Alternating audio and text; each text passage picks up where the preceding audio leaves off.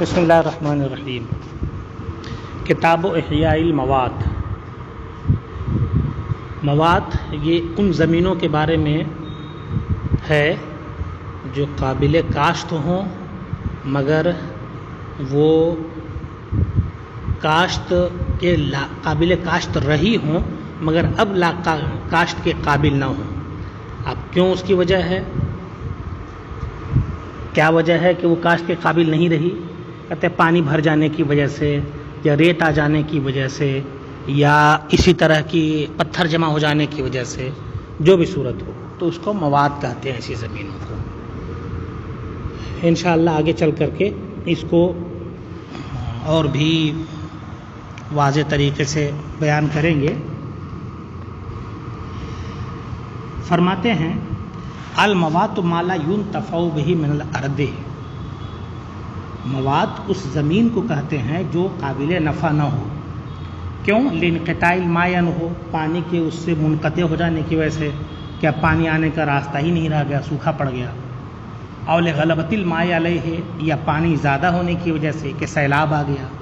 او ما اشبہ ذالک، یا اس جیسی کوئی دوسری چیز ہونے کی وجہ سے، ہے نا، مما اس میں سے جو زراعت کو روک دے، جیسے پتھر بھر گیا، ریت بھر گئی وغیرہ۔ فما کان منہا عادیا لا مالک لہ او کان مملوکا فی الاسلام لا یعرف لہ مالک بعینہ وہو بعید من القریۃ بحیث اذا وقف انسان فی اقصى العامر فصاح لم یسمع الصوت فیہ فہو مواد۔ کہتے ہیں اب اس کی صورت بتا رہے ہیں مواد کی۔ کہتے ہیں اگر وہ پرانے زمانے سے بنجر پڑی ہو جس کا کوئی مالک نہ ہو، عادین پرانے زمانے سے بنجر ہونا، اصل میں حاشیے میں دیکھیں گے عادین عاد کی طرف منسوب ہے، پرانا زمانہ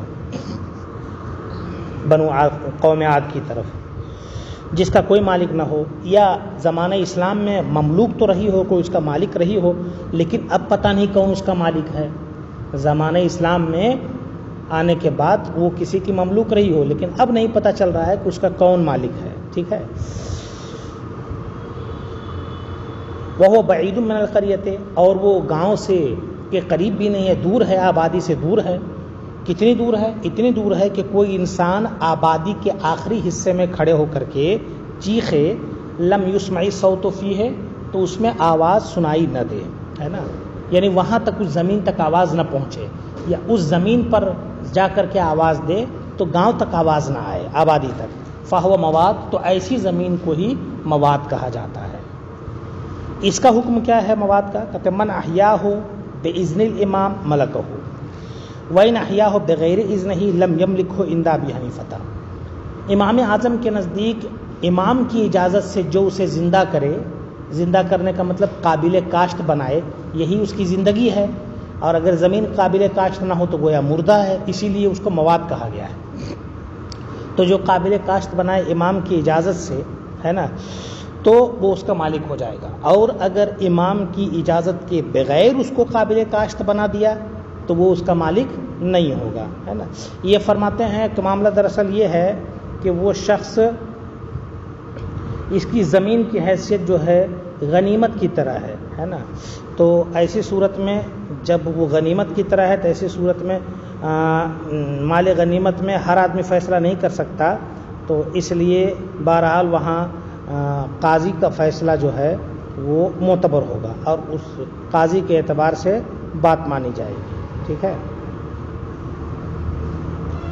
امام اعظم کے قول پر فتویٰ ہے۔ صاحبین یہاں دوسرا فرماتے ہیں وقال ابو یوسف و محمد، امام ابو یوسف امام محمد فرماتے ہیں مالک ہو جائے گا، ٹھیک ہے، اگرچہ امام کی اجازت کے بغیر ہو، کیونکہ ان کے نزدیک اس کی حیثیت جو ہے وہ گرے پڑے مال مباح کی ہے کہ جو اس پر قبضہ کرتا ہے اسی کا کہ وہ ہو جاتا ہے نا، تو اس وجہ سے اس میں بھی اس کی اجازت دیتے ہیں، ہے نا۔ وَيَمْلِكُ الذِّمِّ بِالْإِحْيَاءِ، زندہ کرنے کی وجہ سے ذمّی بھی اس کا مالک ہو جائے گا، جیسے کہ مسلم ہوگا، کیونکہ یہ معاملات میں سے ہے تو معاملات کے اعتبار سے ذمّی بھی حق رکھتا ہے، اس وجہ سے مسلم مالک ہو جائے گا زندہ کرنے سے، جو زندہ کرے وہ مالک ہو جائے گا۔ اصل میں مقصد یہ ہوتا ہے ایسی زمینوں کو زندہ کرنے کا کہ اس سے یا تو عشر وصول کریں اگر مسلمان نے زندہ کیا ہے، یا خراج وصول کریں اگر غیر ذمّی نے زندہ کیا ہے، تو پتہ یہ چلا کہ اس کے زندہ کرنے سے فائدہ ہے حکومت کو، چاہے مسلم زندہ کرے یا پھر وہ ذمہ زندہ کرے۔ ومن حجر اردن، حاکم نے کسی کو دے دی زمین، اس نے پتھر سے اس کی ہر چہار دیواری بنا دی، حجرہ ہے نا، اردن کسی زمین کو پتھر سے گھیر دیا، ولم یعمرها لیکن اس کو آباد نہیں کیا، یعنی اس میں پھل کیا بولتے ہیں اناج وغیرہ نہیں اگایا، غلہ نہیں اگایا اس میں، بس خالی گھیر کے قبضہ کر کے چھوڑ دیا ہے۔ کتنے دنوں تک؟ 3 سنین، 3 سال تک اس میں غلہ نہیں اگایا۔ اخذها الامام منه، تو اب امام اس سے وہ لے لے گا، وہ دفعها الى غیرہ، اور دوسرے کے حوالے اس کو کر دے گا۔ ٹھیک ہے، یہ صورتحال ہے۔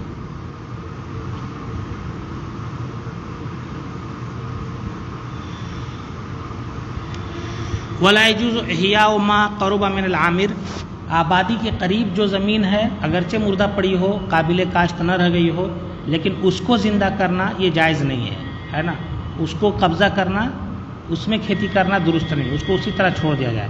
وہی طرح کو مرعان لاہل القریۃ ہے نا، اور وہ چھوڑ دی جائے گی گاؤں والوں کے چراگاہ کے لیے، اور کیا بولتے ہیں ان کی کھیتیوں کے، کٹی ہوئی کھیتیوں کے رکھنے کے لیے ہے نا، کھلیہان وغیرہ بناتے ہیں تو وہ سب کام کے لیے اس کو چھوڑ دیا جائے گا، اس پر قبضہ نہیں ہوگا، وہ سب اس میں مشترک رہیں گے۔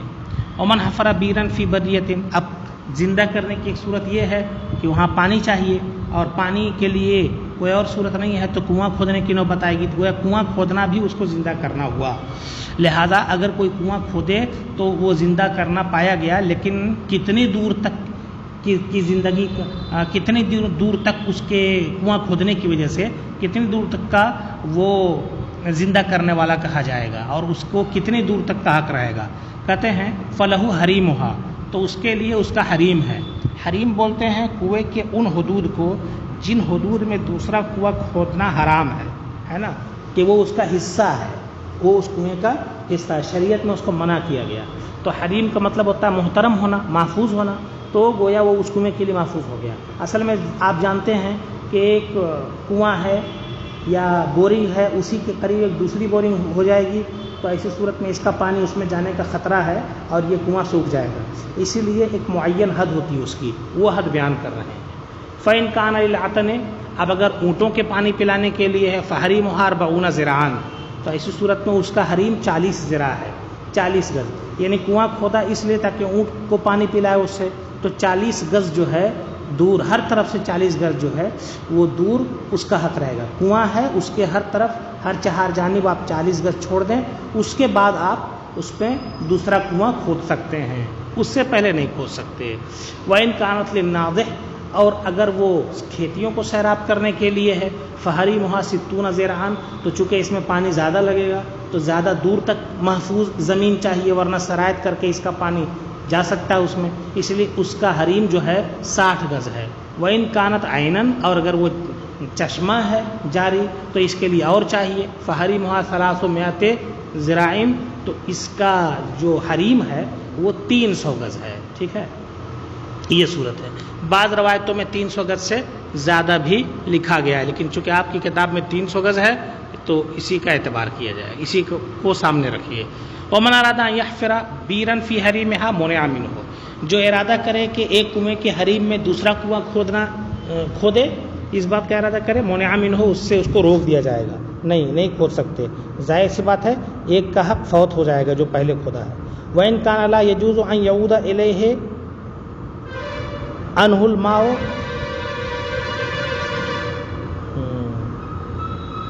وَمَا تَرَكَ الْفُرَاتُ أَوِ الدِّجْلَةُ عَدَلَ عَنْهُ الْمَاءُ فَإِنْ كَانَ يَجُوزُ عَوْدُهُ إِلَيْهِ لَمْ يَجُوزْ إِحْيَاؤُهُ، کہتے ہیں وَمَا تَرَكَ الْفُرَاتُ أَوِ الدِّجْلَةُ، آپ جانتے ہیں ندی کا پات برسات کے موسم میں پھیل جاتا ہے اور گرمی کے موسم میں سکڑ جاتا ہے، سوکھ جاتا ہے پانی اس کا، تو ایسی صورت میں بہت سارا حصہ کھلا رہ جاتا ہے، تو اس کھلے حصے کو آباد کرنے کی اجازت ہے کہ نہیں، اس کے بارے میں فرماتے ہیں دریائے دجلہ، دریائے فرات یا اسی طرح سے دوسری ندیاں جو ہیں وہ جو چھوڑ دیں، زمین کا جو حصہ چھوڑ دیں اور اس سے عدول کر جائیں، پانی اس سے عدول کر جائے، مطلب اس سے ہٹ کر کے اور درمیان کے حصے میں چلا جائے پانی، فَإِن کانا، تو اب دیکھا جائے گا، فَإِن کانا یجوز عودہ الیہ، اگر پانی کا وہاں تک پلٹ کر کے آنا ممکن ہو، برسات ہی میں صحیح، پانی دوبارہ وہاں تک آ سکتا ہو، لم یجوز احیاؤہ، تو اس کا احیاء درست نہیں، وہاں قبضہ کرنا درست نہیں ہے. کیوں؟ اس لیے کہ وہ عام لوگوں کا حق ہے اور وہ حق مارا جائے گا. ظاہر سی بات ہے ندی کا پاٹ کم ہو جائے گا تو دقت ہو جائے گی، سیلابی کیفیت پیدا ہو سکتی ہے کسی علاقے میں، اسی لیے اس کی اجازت نہیں ہے اس کے پاٹ کو کم کرنے کی. وَإِن كَانَ لَا يَجُوزُ أَن يَعُودَ إِلَيْهِ، اور اگر ممکن نہ ہو کہ پانی وہاں تک پلٹ کر کے آئے گا، ہے نا، فَهُوَ كَالْمَوَاتِ، تو یہ مردہ کی طرح ہے. مطلب ممکن نہ ہو کی صورت کیا بنے گی؟ جیسے یہ ہے کہ ندی کے آگے 15 کلومیٹر آگے یا 10 کلومیٹر آگے کوئی کام چل رہا تھا جس کی وجہ سے وہاں پانی روک دیا گیا تھا. اب برسات میں یہ پانی جو پہلے 100 میٹر کی چوڑائی میں رہتا تھا اس بار 500 میٹر تک چلا گیا ہے، تو اب جو کام ہو رہا ہے اس کے ہونے کے بعد تو وہ حصہ کھل جائے گا، ندی کا دہانہ کھل جائے گا تو پانی تو آگے نکلتا ہی رہے گا. پھر دوبارہ جو 400 میٹر بڑھا ہے اس بار دوبارہ بڑھنے کی امید نہیں ہے، لہذا ان جگہوں کو آباد کر سکتا ہے نا، ان جگہوں پر یہ احیاء مواد کا حکم لگ سکتا ہے اور یہ جائز ہے، باقی جگہوں کے لیے نہیں ہے. وَإِذَا لَمْ يَكُنْ حَرِيمُهَا لِعَامِرٍ، لیکن اس کے لیے شرط کیا ہے کہ ظاہر سی بات ہے ندی کا پاٹ اس بار 500 میٹر چوڑا ہو گیا ہے. اب 500 میٹر چوڑا ہو گیا ہے، اسی 500 میٹر کے اندر کسی کا کنواں بھی موجود ہے، تو اب ایسی صورت میں جس کا کنواں موجود ہے 40 گز ہر طرف سے، 40 فٹ ہر طرف سے اس کا حصہ بن جاتا ہے، تو اب اس کے حصے کے علاوہ میں یہ کام کرے گا. یہ نہیں کہ پتہ چلا کہ بس یہ دیکھے کہ بھائی 400 میٹر اضافی ہے ندی کا پاٹ اس بار اور پلٹ کر کے پانی آنا نہیں ہے تو اس کو ہم استعمال کر لیں، یہ نہیں کر سکتا. کہتے ہیں اذا لم یکن حریمها لعامر یملکہ من احیائہ باذن الامام، ہے نا. اذا لم یکن، جب اس کا حریم کسی بسنے والے کا نہ ہو، عامر کسی آبادی کا نہ ہو، کسی بسنے والے کا نہ ہو، ہے نا، یملکہ، تو اب وہ شخص وہاں زندہ کرنے کی وجہ سے امام کی اجازت سے مالک ہو جائے گا. یعنی امام اعظم کے نزدیک اگر حاکم سے اجازت لے کر کے اس کو زندہ کیا ہے تو مالک ہو جائے گا، اور صاحبین کے نزدیک حاکم کی اجازت کے بغیر بھی اگر اس کو زندہ کر لیا، کسی کا حریم وہاں نہیں ہے تو وہ اس کا ہو جائے گا، مالک ہو جائے گا. ومن کان لہ نہر فی ارض غیرہ فلیس لہ حریم، کسی کی نہر دوسرے کی زمین میں ہو تو اس کے لیے حریم نہیں ہوگا امام اعظم رحمۃ اللہ تعالی علیہ کے نزدیک، ہے نا. کیوں حریم نہیں ہوگا؟ اس لیے کہ نہر کے لیے جو صورت ہے وہ یہ ہے کہ اس کی اپنی زمین پر ہے نہیں، اور نہر کے لیے حریم کی ضرورت بھی نہیں، ایسا بھی نہیں کہ اس کا پانی دائیں بائیں کیا بولتے ہیں پھیل سکتا ہے. تو ایسی صورت میں نہر تو اوپر سے بہتی رہتی ہے، اس کا پانی جاری رہتا ہے، تو ایسی صورت میں گویا ایک تو دوسرے کی زمین ہے، اگر حریم کا حق اس کو دیا جائے تو دوسرے کا نقصان ہوگا، اسی لیے اس کو حریم کا حق نہیں دیا جائے گا. ومن کان لہ حریم فی ارض غیرہ، دوسرے کی زمین میں کسی کا حریم ہو، فلیس لہ حریم، کسی کی نہر بہہ رہی ہو تو اس کے لیے حریم نہیں امام اعظم کے نزدیک، مگر یہ کہ اس بات پر بینہ قائم کر دے کہ وہ اس کے لیے ہے نا، یعنی وہاں پر اس کے لیے حریم ہے، تو اس بات پر اگر بینہ قائم کر دے تو اس صورت میں اس کا ہو جائے گا. اور امام ابو یوسف امام محمد فرماتے ہیں کہ اس کے لیے نہر کا بند ہے جس پر لوگ چلتے ہیں. اصل میں نہر کے اوپر آپ دیکھتے ہوں گے کہ میڑ ٹائپ کی اونچی بنائی جاتی ہے چوڑی سی، جو آنے جانے کے لیے گزرگاہ کا بھی کام کرتی ہے نا جی. تو اسی کے بارے میں کہہ رہے ہیں کہ لہو مصنات النہر، اس کو نہر کے بند اور نہر کے بند کا حق ہے اس کو اتنی جگہ کا جس پر کہ وہ چل سکے، وَيَلْقِي عَلَيْهَا طِينَهُ، اور اس پر مٹی وغیرہ ڈال سکے. یہ گفتگو ہو گئی مواد کی، ہے مواد کی. آخری گفتگو چل رہی کتاب المعزون کی. جانتے ہیں معزون کا مطلب ہے اجازت یافتہ. اجازت یافتہ غلام یا پھر وہ بچہ جو چھوٹا ہو اسے تجارت کی اجازت ہو، اسی طرح غلام جس کو تجارت کی اجازت ہو. مسائل بالکل آسان ہے، دیکھتے چلیں. اذا اذن المولا لعبده فی التجارت اذنا عاما جاز تصرفه فی سائر التجارات، آقا نے جب اپنے غلام کو عام اجازت دے دی تجارت کی تو اب غلام کا تصرف تمام تجارتوں میں جائز ہے، اب وہ ہر قسم کی تجارت کر سکتا ہے نا. کیونکہ مطلق ہے لفظ. وَلَهُ أَن يَشْتَرِيَ، اب ظاہر سی بات ہے اس کو حق پہنچے گا کہ خریدے، بیچے، رہن رکھے، ہے نا، رہن کے طور پر لے کوئی چیز. وَإِنْ أَذِنَ لَهُ نَوْعٌ فِي نَوْعٍ مِّنْهَا دُونَ غَيْرِهِ، اگر اس کو کسی ایک نوع کی اجازت دی، ہے نا، تجارت کے ایک نوع کی اجازت دی، نہ کہ دوسرے کی، فَهُوَ مَأْذُونٌ فِي جَمِيعِهَا، تو وہ تمام قسم کی تجارتوں کا حقدار ہو جائے گا. ظاہر سی بات ہے جب اس نے ایک تجارت کے حق دے دیا تو اب اس کی وجہ سے جو ذمہ داریاں عائد ہوتی ہیں اس کو گویا آقا قبول کر رہا ہے. تو تجارت ایک چیز کی ہو یا 3 چیز کی ہو فرق نہیں پڑنے والا ہے. وَإِنْ أَذِنَ لَهُ فِي شَيْءٍ بِعَيْنِهِ فَلَيْسَ بِمَأْذُونٍ، اور اگر ایک خاص چیز کی تجارت کی اجازت دیا ہے، جیسے کپڑا دیا اور کہا اس کپڑے کو بیچ کر کے آؤ، تو یہ اجازت نہیں ہے، وہ عبد معذور نہیں سمجھا جائے گا، گویا کہ آقا کا حکم ہے اور غلام ہونے کی حیثیت سے اس کو انجام دینا ہے. وَإِقْرَارُ الْمَعْزُونِ بِالدُّيُونِ وَالْغُصُوبِ جَائِزٌ، اب ظاہر سی بات ہے جب وہ تجارت کرے گا تو تجارت کے احکام بھی آئیں گے سامنے، اور انہی میں سے ہے کہ دین کا اقرار کرنا، اور اسی طریقے سے غصب کا اقرار کرنا، ہے نا، کہ یہ دین کی صورت مجھ پر ہے یا میں نے غصب کیا ہے نا، یہ صورتیں جو ہو سکتی ہیں یہ سب جو ہیں وہ جائز ٹھہریں گی، ہے نا. وَلَيْسَ لَهُ أَن يَتَزَوَّجَ، اب غلام کو اجازت نہیں ہے کہ خود اپنا نکاح کرائے کیونکہ یہ تجارت سے الگ ہے. وَلَا أَن يُزَوِّجَ مَمَالِكِهِ وَلَا يُكَاتِبَ، اسی طریقے سے جائز نہیں ہے غلام کے لیے، عبد معزون کے لیے کہ اپنے غلاموں کا نکاح کرائے. اپنے غلام مطلب یہ ہوا کہ تجارت کیا اس نے غلام کی، اس کے بعد ان غلاموں کا نکاح کرانے چل دیا، تو یہ تجارت کے خلاف ہے، تجارت اس میں نہیں ہے اور بہرحال یہ مناسب نہیں ہے. اسی طرح مکاتب بھی نہیں بنا سکتا. ولا یعتق، اور یہ بھی حق نہیں کہ مال پر آزاد کرے. ولا، نیچے لکھا ہے بغیر مال کے بھی آزاد نہیں کر سکتا کیونکہ تجارت کرنے کا معزون ہے، ان چیزوں کا نہیں ہے. اور کسی کو ہبہ نہیں کر سکتا عوض کے بدلے، بلا عوض کی صورت میں، کیونکہ بہرحال یہ تجارت کے خلاف. حاصل نکلا کہ تجارت کے موافق جو چیزیں وہ کر سکتا ہے، اس کے علاوہ نہیں. اللہ یسیرہ من الطعام، مگر یہ کہ تھوڑا بہت کھانا ہدیہ کرے یا جو اسے کھلائے اس کی ضیافت کر دے، تو یہ تو بہرحال اس کے تجارت کے فروغ کے لیے معاون ہے اور ہلکے پھلکے میں کوئی حرج نہیں ہے، اسی لیے اس کی اجازت دی جائے گی. وَدُيُونُهُ مُتَعَلِّقَةٌ بِرَقَبَتِهِ يُبَاعُ لِلْغُرَمَاءِ، اس کا قرض جو ہے، اب غلام نے تجارت کی، اس پر کچھ قرض چڑھ گیا تو کیا کریں گے؟ تو کہتے ہیں یہ اسی کے ذمے ہے، جو بھی قرض اس کے اوپر آیا ہے وہ اسی کے ذمے ہے. لہٰذا اب ایسی صورت میں اب اپنے قرض خواہوں کے لیے اس کو بیچا بھی جا سکتا ہے. کہتے ہیں وہ دیون متعلقۃ برقبتہ، دیون اس کے جو ہیں اس کے اپنے رقبے اپنے سے متعلق ہوں گے اور وہ بیچا جائے گا غرما کے لیے، قرض خواہوں کے لیے، مگر یہ کہ آقا اس کی طرف سے فدیہ دے دے، یعنی آقا اس کے قرض کو ادا کر دے تو نہیں بیچا جائے گا. وَيُقَسَّمُ ثَمَنُهُ بَيْنَهُمْ، اب غلام کو بیچا، 10,000 قرض تھا، 8,000 پہ غلام بکا تو 2,000 تو اضافی ہو گیا. اب 2,000 سب کا قرض پورا نہیں ہو پا رہا ہے تو کیا کریں گے؟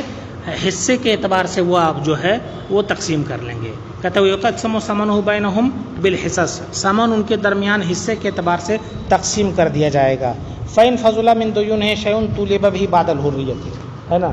اب اگر کچھ دین بچ گیا، وہی جو 8,000 پورا ہوا 2,000 بچ گیا، تو اب اس سے مطالبہ ہوگا کب؟ جب وہ آزاد ہو جائے تب، ہے نا.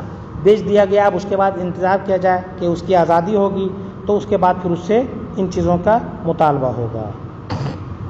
وَإِنْ حُجِرَ عَلَيْهِ لَمْ يَصِرْ مَحْجُورًا، ایک اگلا مسئلہ بیان کر رہے ہیں کہ آقا نے اجازت دی غلام کو تجارت کرنے کی، اس کے بعد یہ کیا آقا نے کہ اس کو تجارت سے روک دیا تو عبد مہجور ہو گیا.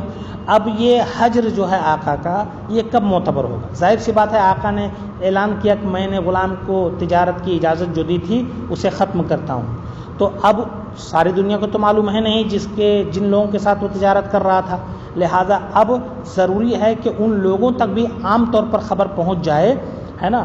ہر فرد تک نہ پہنچے لیکن عام طور پر خبر پہنچ جائے، جس کو ہم کہیں 90% لوگوں کو پتہ چل جائے کہ یہ عبد معزون نہیں رہا، تو پھر وہ محجور ہوگا، ورنہ نہیں.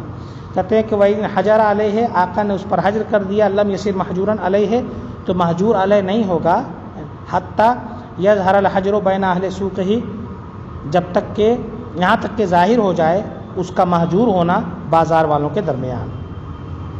اب حجر کی کچھ اور صورتیں. فَإِنْ مَاتَ الْمَوْلَى، آقا نے اجازت دی تھی تو عبد معزون تھا آقا کا، آقا مر گیا، ظاہر سی بات ہے اب آقا کی ملکیت رہی نہیں، اب وہ وراثت کے طور پر دوسرے کی ملکیت میں جائے گا اور انہوں نے اجازت نہیں دی ہے، لہٰذا اب یہ عبد معزون نہیں ٹھہرے گا۔ اسی طریقے سے کچھ اور صورتیں ہیں جو موت ہی کے حکم میں ہیں، یعنی جن کی بنیاد پر آقا کا تصرف ختم ہو جاتا ہے، تو پھر گویا کہ آقا نے اجازت دی تھی، اس کا تصرف ختم ہو گیا تو یہ عبد معزون نہیں رہے گا۔ کہتے ہیں فَإِن مَاتَ الْمَوْلَىٰ، آقا کا انتقال ہو گیا یا مجنون ہو گیا، او لحق بدار الحرب مرتدًا، یا مرتد ہو کر دار الحرب چلا گیا، سار المعزون محجورا علیہ، تو اب معزون محجور علیہ ہو جائے گا، کیونکہ جس نے اجازت دی تھی اب اس کی طرف سے اجازت نہیں رہ گئی، کیونکہ اب وہ اجازت دینے کا اہل ہی نہیں رہ گیا۔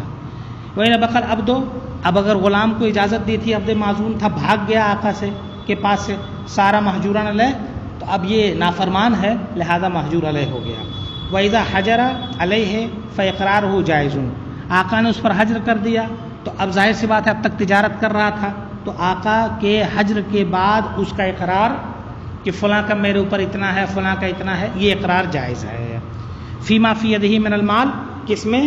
جو غلام کے قبضے میں مال ہے اس تعلق سے اقرار جائز ہے امام اعظم کے نزدیک۔ ظاہر سی بات ہے آقا نے منع کر دیا، اس کے پاس 10,000 موجود ہے اور وہ کہتا ہے اس میں سے 2,000 فلاں کا ہے، 4,000 فلاں کا ہے، 4,000 فلاں کا ہے، تو یہ اس کا اقرار درست ہوگا، کیونکہ تجارت کر رہا تھا، تجارت میں یہ سب چیزیں ہوتی ہیں اور اس کے پاس دینے کے لیے مال بھی بچا ہے، لہذا مال کے معاملے میں اس کا اقرار معتبر ہوگا، ہے نا، لیکن اب اس اقرار کے بدلے میں یہ غلامی سے نہیں نکل سکتا امام اعظم کا نزدیک۔ وہ قالا، اور صاحبان فرماتے لا یصح اقرارہ، اس کا اقرار درست نہیں ہوگا، ہے نا۔ امام اعظم کے قول پر فتویٰ ہے، کیونکہ ظاہر سی بات ہے تجارت کی اجازت تھی تو یہ تمام چیزیں اس کے لوازم میں سے ہیں، آئیں گی پیچھے پیچھے۔ وَإِن لَزِمَتْهُ دُیُونٌ، اور اگر اس کے اوپر جو ہے دیون ہیں، کچھ قرض اس پر آ گئے ہیں، تو ہی تو مال ہی، اتنے قرض جو اس کے مال اور اس کی جان سب کو محیط ہیں، تو کیا ہوگا؟ کَتَلَّمْ يَمْلِكِ الْمَوْلَىٰ مَا فِي يَدِهِ، تو جو اس کے پاس قبضے میں مال ہے آقا اس کا مالک نہیں ہوگا، وہ اب قرض خواہوں کو دیا جائے گا، ہے نا۔ ظاہر سی بات ہے 8,000 روپیہ اس کے پاس نقد موجود ہے، 2,000 اس کی قیمت ہے اور 15,000 اس کے اوپر دین ہے، تو ایسی صورت میں فرماتے ہیں کہ اب اگر جو 8,000 جو ہے کم سے کم اتنا تو قرض خواہوں کو دے ہی دیا جائے گا۔ فَإِنْ أَعْتَقَ عَبِيدَهُ، اگر اس نے آزاد کر دیا اس کے غلاموں کو، لم یعتقوا، یعنی آقا مال میں اگر غلام ہوں اور آقا مال پر تصرف کرنا چاہے یعنی غلاموں کو آزاد کرنا چاہے تو نہیں کر سکتا، ہے نا، کیونکہ یہ بھی اس کے مال میں سے ہیں اور اس پر بھی اب قرض خواہوں کا حق ہے امام اعظم کے نزدیک۔ اور صاحبین فرماتے ہیں کہ مالک و یملک ما فی یدہ، جو کچھ غلام کے قبضے میں ہے سب آقا کا ہو جائے گا۔ وَإِذَا بَاءَ، لیکن فتویٰ اس پر نہیں ہے، وَإِذَا بَاءَ عَبْدٌ مَعْزُونٌ مِنَ الْمَوْلَىٰ شَيْئًا بِمِثْلِ قِیمَتِهِ جَازَ، عبد معزون جس پر قرض ہو لوگوں کا، یا مطلق عبد معزون نہیں ہے، عبد معزون مدیون مراد ہے، جس پر قرض ہو لوگوں کا، وہ اپنے آقا سے کوئی چیز مثل قیمت پر بیچتا ہے، جائز ہے۔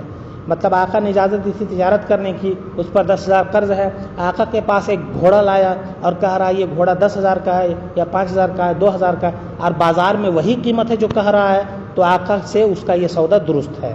وَإِن بَاعَهُ بِنُقْصَانٍ لَمْ يَجُزْ، اور اگر بازار میں 2,000 کا ہے اور آقا کو 1,000 میں دے رہا ہے تو یہ جائز نہیں ہے۔ کیوں؟ اس لیے کہ 2,000 ملے گا تو قرض خواہوں کو 2,000 وصول کرنے کا موقع ملے گا، جب یہ 1,000 اپنے آقا سے لے گا تو قرض خواہوں کا نقصان ہو گیا، ان کو 1,000 وصول کرنے کا موقع ملے گا غلام سے، اس وجہ سے یہ جائز نہیں ہے۔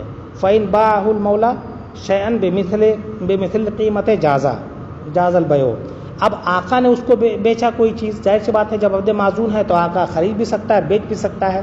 آقا نے کوئی چیز کو دی کہ لو میری یہ گھڑی ہے نا، یہ میں تم کو دے رہا ہوں، تمہارے ہاتھ بیچ رہا ہوں 500 روپے میں، بازار میں اس کی قیمت 500 روپے ہے، تو یہ درست ہے، وہ آقا سے سودا کر سکتا ہے، جاز البیع، ہے نا۔ فَإِن سَلَّمَهُ إِلَيْهِ قَبْلَ الْقَبْضِ، قبل قبض ثمن بطل ثمنه، اب مسئلہ یہ ہے کہ آقا پہلے اس سے پیسہ لے لے، 500 روپیہ میں گھڑی بیچ رہا ہے تو 500 روپیہ اس سے لے لے، پھر گھڑی اس کو دے، یہ نہیں کہ گھڑی پہلے دے دے اور پیسہ بعد میں لے، یہ نہیں کر سکتا، کیونکہ جیسے ہی آقا نے گھڑی دی غلام کو تو اب غلام کے اوپر 500 روپیہ دین ہو گیا آقا کا.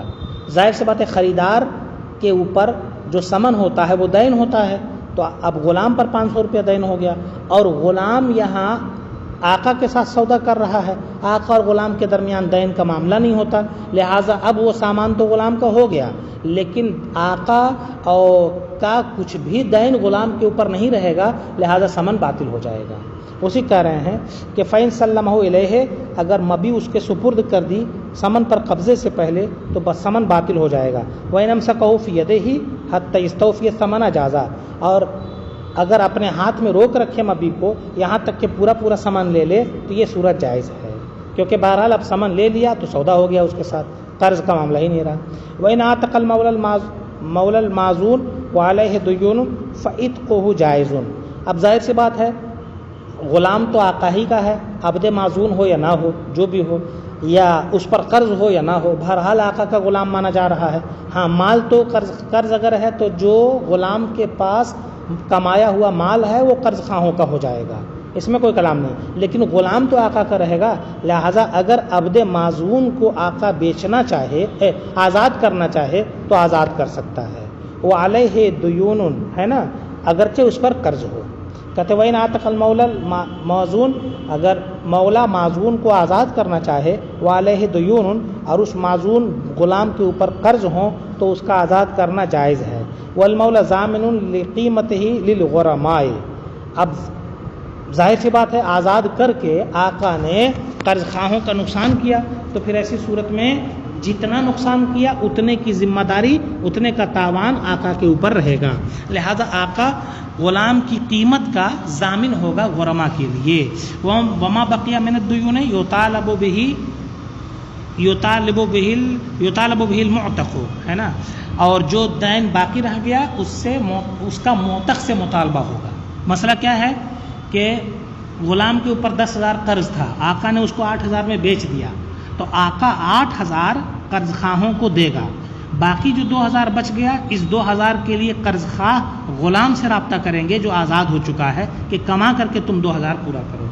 کیوں؟ اس لیے کہ آقا نے 8,000 کا نقصان کیا تھا تو 8,000 وہ بھرے گا. وَإِذَا وَلَدَتْ الْمَعْزُونَةُ مِنْ مَوْلَاهَا فَذَلِكَ حَجْرٌ عَلَيْهِ. آقا نے باندی کو اجازت دی تھی تجارت کی، پھر آقا نے وطی کی، اسی سے بچہ پیدا ہو گیا، ٹھیک ہے، تو اب وہ ام ولد ہو گئی، اور ام ولد کا حکم یہ ہے کہ وہ آزاد ہو جاتی ہے، ٹھیک ہے، آقا کے موت کے بعد. تو ایسی صورت میں اس کی آزادی قریب ہو گئی، تو اب ایسی صورت میں اگر اس کو ہم اب معزونہ ہی رکھیں گے تو اس پر دین آئے گا، طرح طرح کی پریشانیاں ہوں گی. لہٰذا اب ہے کہ ایسی صورت میں وہ آزاد مانا جائے، اس کی جو اجازت تھی وہ منسوخ ہو جائے گی اور محجور ہو جائے گی. کہتے جب بچہ جنے معزونہ اپنے آقا سے فذالک حجر علیہا، تو یہ اس کے اوپر حجر ہے نا، یعنی بچے کی پیدائش اس کو محجور بنا رہی ہے. وَإِنْ أَذِنَ وَلِيُّ الصَّبِيِّ لِلصَّبِيِّ، دیکھیے اب عبد معزون کے بعد صبی معزون کی طرف بات آ گئی. بچے کے ولی نے اگر اجازت دی بچے کو تجارت کی، فَهُوَ فِي الشِّرَاءِ وَالْبَيْعِ كَالْعَبْدِ الْمَعْزُونِ، تو وہ خرید و فروخت میں عبد معزون ہی کی طرح ہے. کب؟ جب وہ خرید و فروخت کو سمجھتا ہو. لہذا اس کو بھی وہ تمام حقوق حاصل ہوں گے جو عبد معزون کو حاصل تھے.